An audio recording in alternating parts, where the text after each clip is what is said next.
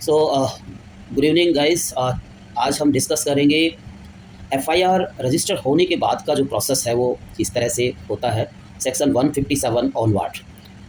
देखिए, सबसे पहले मैं थोड़ा सा डिस्कस करना चाहता हूँ कि पुलिस ऑफिसर की इन्वेस्टिगेटिंग पावर्स क्या है, या आप ऐसा कह सकते हो कि पुलिस ऑफिसर जो है कैसे इन्वेस्टिगेट करेगा ऑफेंस में। अब हम ऑफेंस को दोनों कैटेगरी में रख सकते हैं, आपका cognizable as well as the non cognizable. ठीक है। अब इन ऑफेंसेस में पुलिस ऑफिसर के पास कितनी पावर है इन्वेस्टिगेशन की, एंड कैसे वो यूज़ करेगा, पहले थोड़ा सा वो देख लेते हैं। देखिए, कॉग्निजेबल ऑफेंसेस में हम पहले डिस्कस करते हैं। कॉग्निजेबल ऑफेंसेस में जैसे ही एफआईआर लॉज होती है सेक्शन 154 सबसेक्शन 1 में, तो by virtue of section 156 subsection 1 police officer get the power to investigate the case and also has the right to arrest the accuse person. ठीक है। दूसरी सिचुएशन ये होती है, suppose police officer has not registered the FIR first information report, हालांकि that is mandatory as per the constitutional bench judgment in Latika versus government of UP, but then also section 154 subsection 3 that such person aggrieved may write and send to the post to the superintendent of the police, and superintendent of the police himself or designate to the subordinate officer. So in that situation also the police officer get the power to investigate the case and also has the right to arrest the person. Third situation आती है cognizable offences में, suppose FIR register नहीं हुई 154(1) में, and person has approach to the superintendent of the police but that was also not helpful, उससे भी कुछ फ़ायदा नहीं हुआ। So he can approach to the magistrate by through the complaint. इसको इस्तगासा बोलते हैं, नॉर्मल जो है उर्दू का वर्ड होता है। अब कंप्लेंट 190 जो हमारा सेक्शन है, सेक्शन 191, उसमें है कि the magistrate of first class और second class specially empowered may take cognizance. Magistrate ने कॉग्निजेंस लेने की बजाय जो है ऑर्डर पास कर दिया अंडर सेक्शन 156 सबसेक्शन 3 का। अब सेक्शन 156 सबसेक्शन 3 का जो ऑर्डर पास किया, और उस पर हमने जो पीछे केस भी पढ़ा, that is for registering the, जो मधुबाला वाला ऑर्डर था, registering the FIR and investigation the case. Again the police officer will get the power to investigate the case and then also having the right to arrest. ठीक है।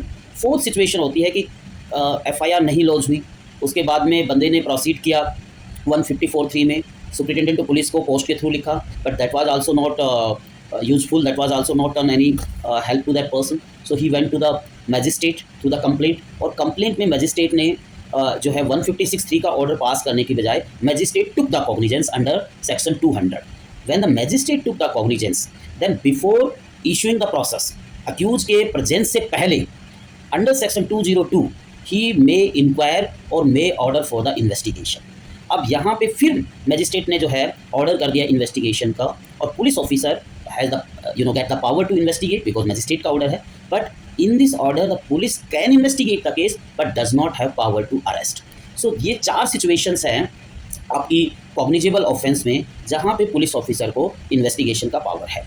And section 156 subsection 1 is very clear कि cognizable offence में police का जो power है वो बहुत ही clear है टू इन्वेस्टिगेट।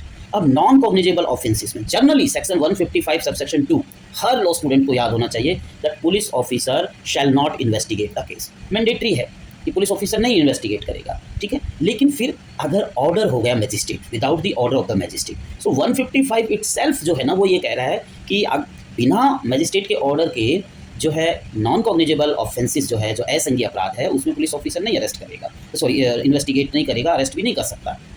लेकिन अगर मैजिस्ट्रेट ऑर्डर करे तो हो सकता है 155 के उसके वर्डिंग को थोड़ा चेंज कर दो तो अफर्मेटिव हो जाता है। सो अगर मैजिस्ट्रेट ऑर्डर कर देता है, सपोज मैजिस्ट्रेट ऑर्डर कर देता है कॉग्निजेंस, बिकॉज 190 वाली प्रोसीडिंग कंप्लेंट वाली तो सेम है, सो उसमें 200 ने कॉग्निजेंस लेने के बाद में, कंप्लेंट नॉन कॉग्निजेबल ऑफेंस की थी तो उसमें कॉग्निजेंस लेने के बाद में, और मैजिस्ट्रेट को लगता है कि before issue process there should be investigation, can order for investigation. अब यहाँ पे भी पुलिस ऑफिसर को पावर तो होगी इन्वेस्टिगेशन की, but police officer can not arrest the accuse without the authority of the magistrate. ठीक है। So cognizable and non cognizable में ये पुलिस ऑफिसर की इन्वेस्टिगेटिंग आप कह सकते हो पावर हैं, जहाँ पे पुलिस ऑफिसर जो है इन्वेस्टिगेट कर सकता है। अब सिचुएशन आती है जो पिछली क्लास में हमने एक पॉइंट पे छोड़ा था, that section 154 subsection 1 and then section 156 subsection 1 वो क्लियर है। 155 टू वो जो है नॉन कॉग्निजेबल ऑफेंस में कहता है भाई पुलिस ऑफिसर नहीं इन्वेस्टिगेट करेगा। कॉग्निजेबल ऑफेंस में जैसे ही एफआईआर हो गई उसके बाद में पुलिस के पास पावर हो गई, 156 कहता है कि कॉग्निजेबल ऑफेंस में जो है वो इन्वेस्टिगेट कर सकता है।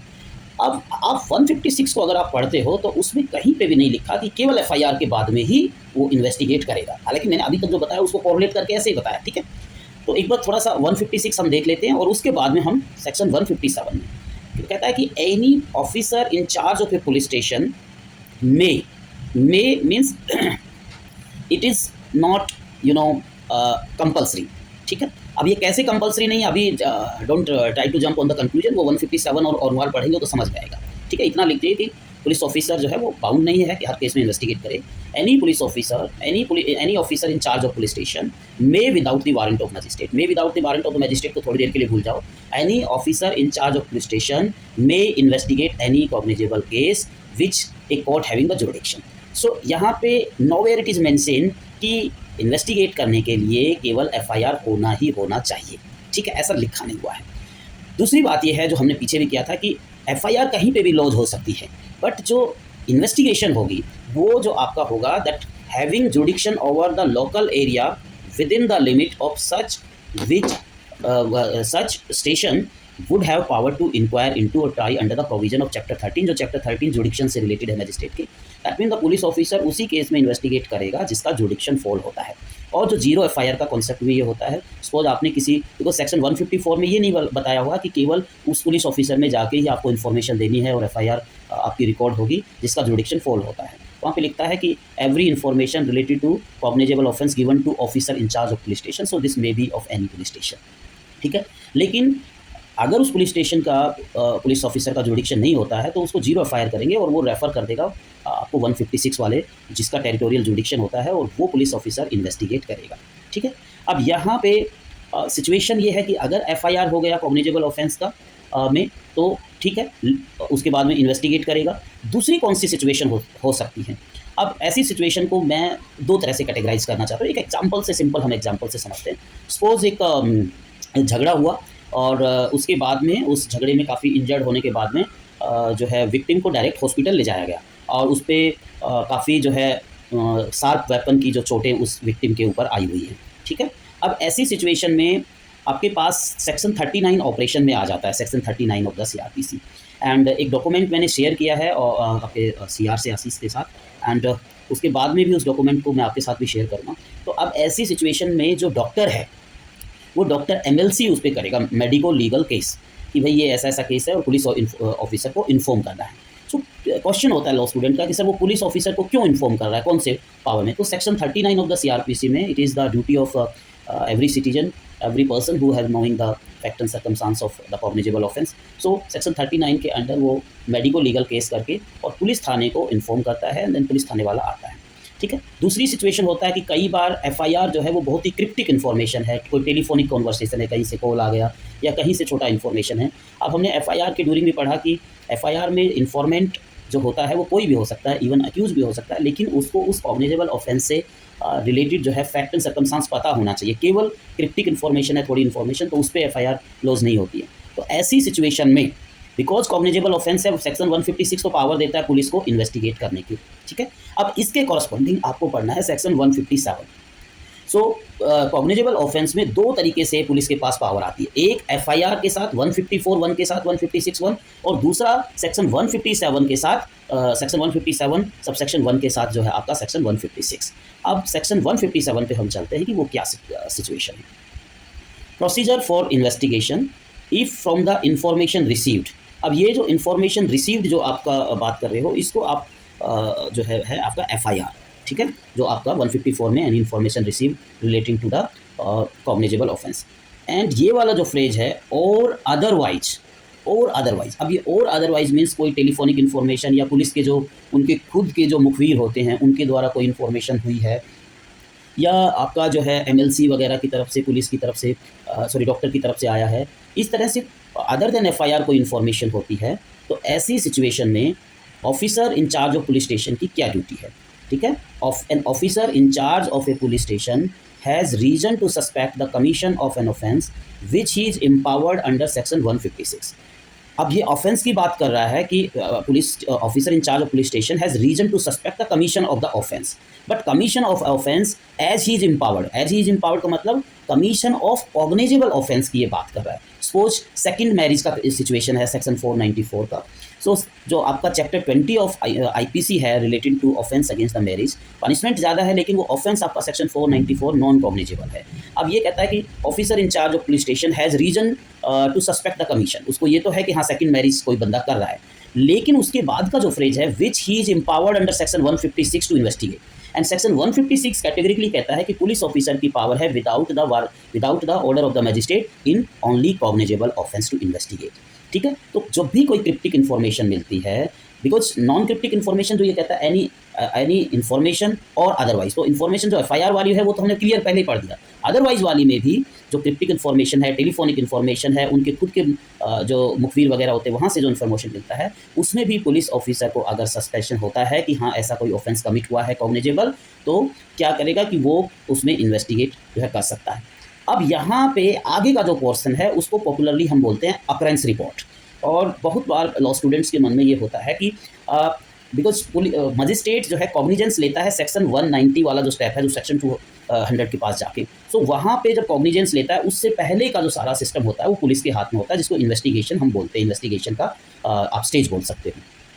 लेकिन एफआईआर होने के बाद में जो आप मजिस्ट्रेट को अकरेंस रिपोर्ट देते हो, ये सेक्शन 157 उसके बारे में बात करता है। एफआईआर जैसे हुई उसके बाद में कुछ आपने प्रोसीडिंग लिया, तो क्या मजिस्ट्रेट को बताना जरूरी होता है या नहीं है, ये वाली स्टेज जो है ये इस चीज़ को बताती है।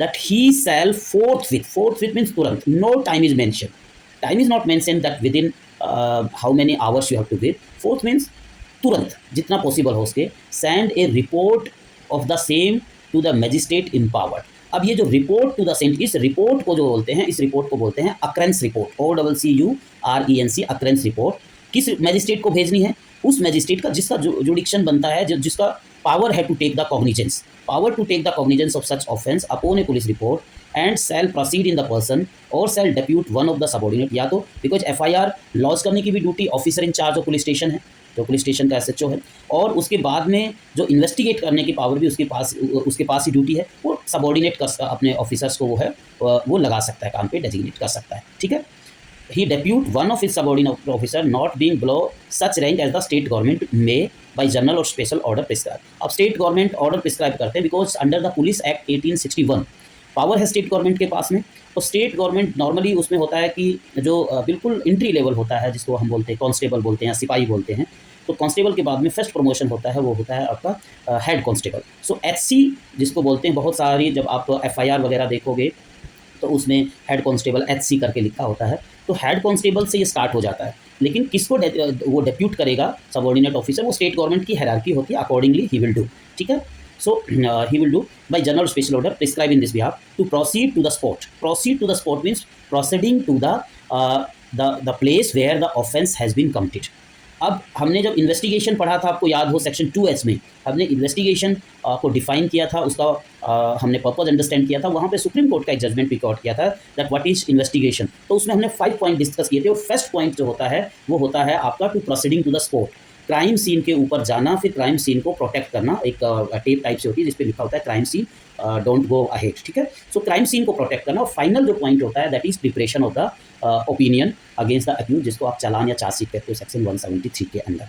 ठीक है, to investigate fact and circumstances of the case and if necessary to take measures for discovery and arrest of the offender.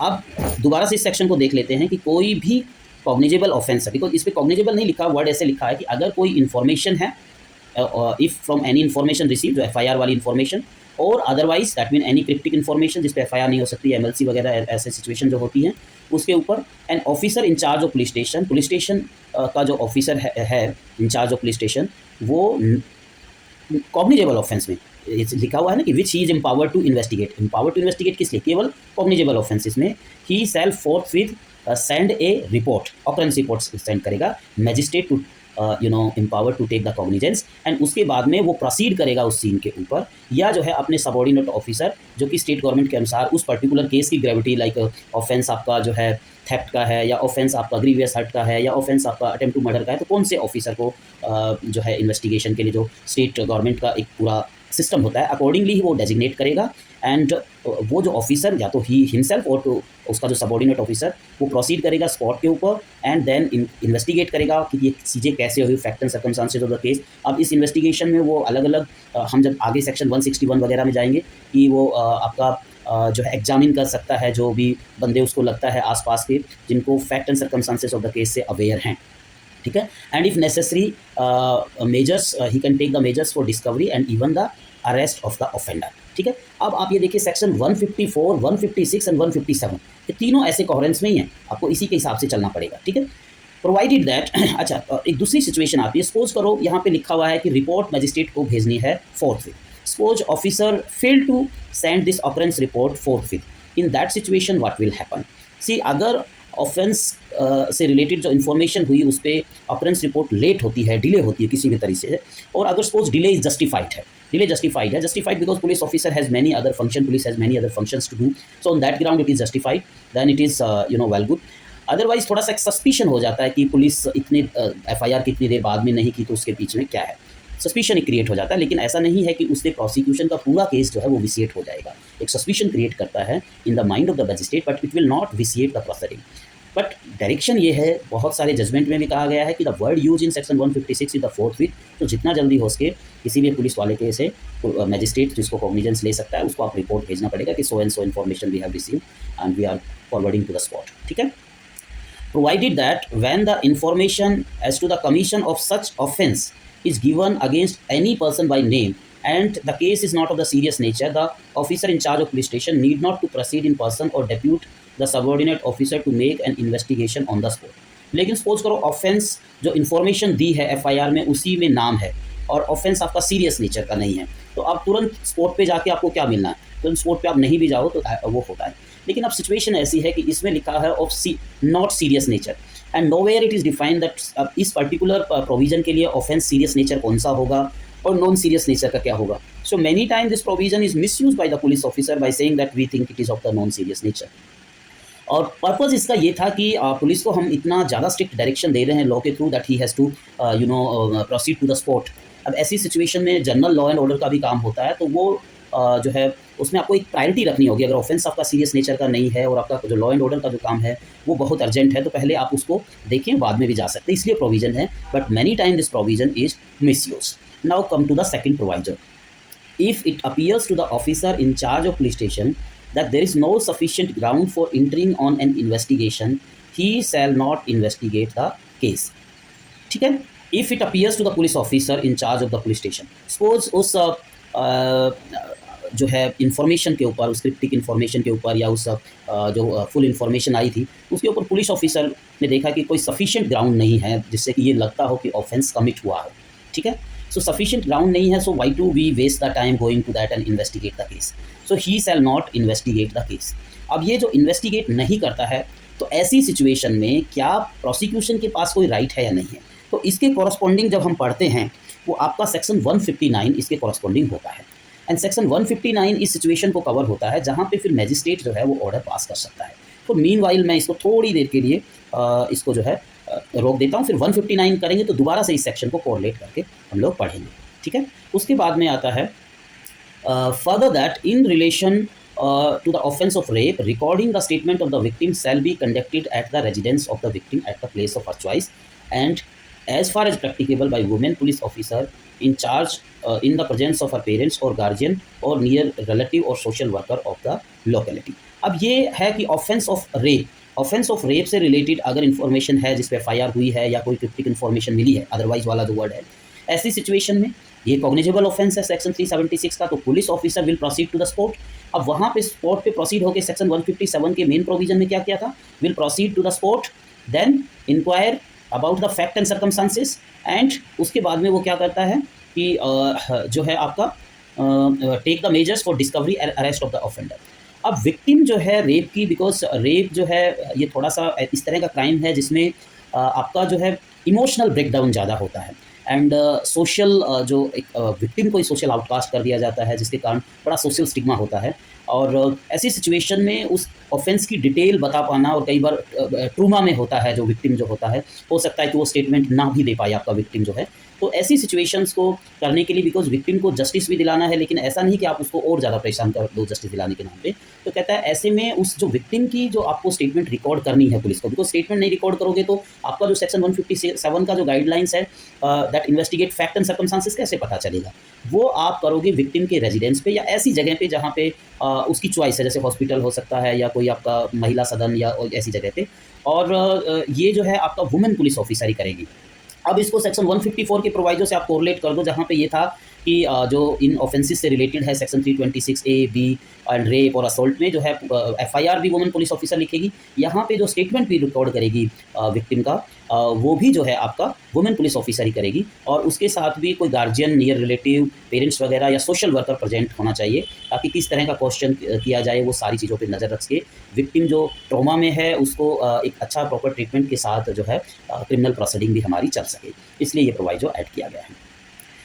लेकिन सेकंड क्लॉज हम देख लेते हैं 157 का। Then in each of cases mention in clause A and B of the proviso to subsection 1, the officer in charge of police station shall state in his report his reason for not fully complying with the requirement or that subsection. In case mentioned of the said proviso, the officer shall forthwith notify to the informant, if any, in such manner as may be prescribed for the state government, the fact that he will not investigate the case or cause to be investigated. This provision is enacted here with the purpose that informant who has given the information in form of like 154(1) FIR laws 1, अब police officer या तो close ए या close B में कीजिए, ये तो serious nature का हमें नहीं लग रहा है, और आपने नेम बताया, हम अक्यूज़ को बाद में भी जाके इन्वेस्टिगेट कर सकते हैं, तो अभी हमें तुरंत जाके वहाँ पे स्पॉट पे कोई ज़रूरत नहीं है। या आप ये कहते हो कि हम तो इन्वेस्टिगेट नहीं करेंगे, पुलिस को लगता है no we will not investigate, तो आपको forthwith notify to the informant, जो ऑफिसर होगा उसकी मैंडेटरी ड्यूटी है कि आप ये चीज़ें अपना बता दो to the informant in the manner as may be prescribed, that he will not investigate the cause or cause is to be investigated। ना तो जो स्टेशन ऑफिसर है, officer in charge of police station, भाई मैं इन्वेस्टिगेट करूँगा, ना मैं अपने सबऑर्डिनेट ऑफिसर्स को डायरेक्ट करूँगा to be doing the investigation. अब ऐसी सिचुएशन में आप क्या करें जो हमने बताया है।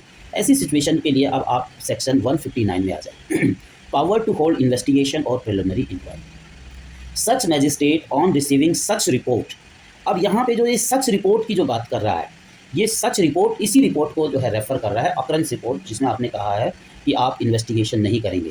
ठीक है, आप इसको, इसमें थोड़ा सा कई बार क्लियर नहीं होता है कि भाई उसमें इन्वेस्टिगेट जब कर रहा है, प्रोसीड कर रहा है, वो भी बिकॉज सेक्शन 159 मैजिस्ट्रेट को पावर देता है कि वो डायरेक्ट कर सकता है इन्वेस्टिगेशन के लिए। सो सेक्शन 159 कोई पैरेलल इन्वेस्टिगेशन की बात नहीं कर रहा है। सेक्शन 159 को आप as a remedy from the section 157, जहाँ पे police officer has thought not to investigate in the case, उस सिचुएशंस की बात आप कर सकते हो। ठीक है, so only when police officer endorse that he is not investigating, otherwise then section 159 come into the play.